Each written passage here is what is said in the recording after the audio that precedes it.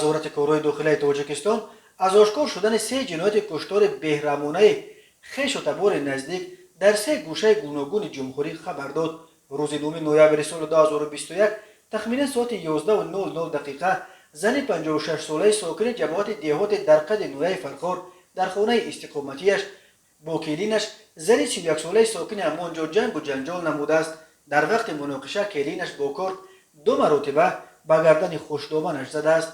در نتیجه زن 55 ساله جراحت جسمانی برداشته هنگام به بیمارخانه بردن در راه به هلاکت رسیده است.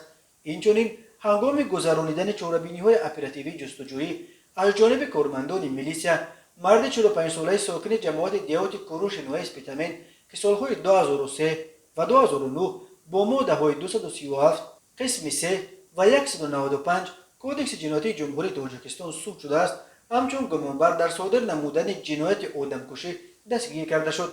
نامبرده 17 اکتبر سال 2021 تخمینا ساعت 22:30 دقیقه در دهه فراب نویه مذکور در نزد راه آهن از سبب مناقشه عائلوی همسرش زن 32 ساله را لطکوب نموده با سنگ به سرش یک چند مرتبه زده او را به هلاکت رسانیده است.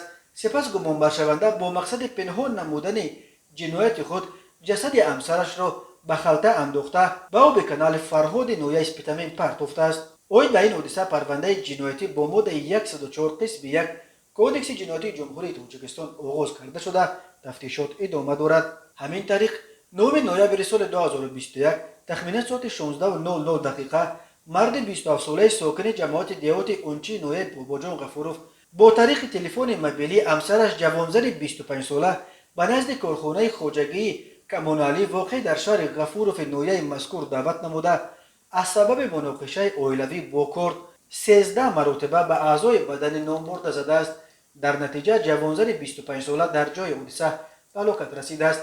سپس گمانبر شونده با کارت خواجگی 3 مرتبه به اعضای بدن خودش زده جراحت جسمانی برداشته در بیمارخانه بستری گردیده است. از روی این حادثه تفتیشات ادامه دارد.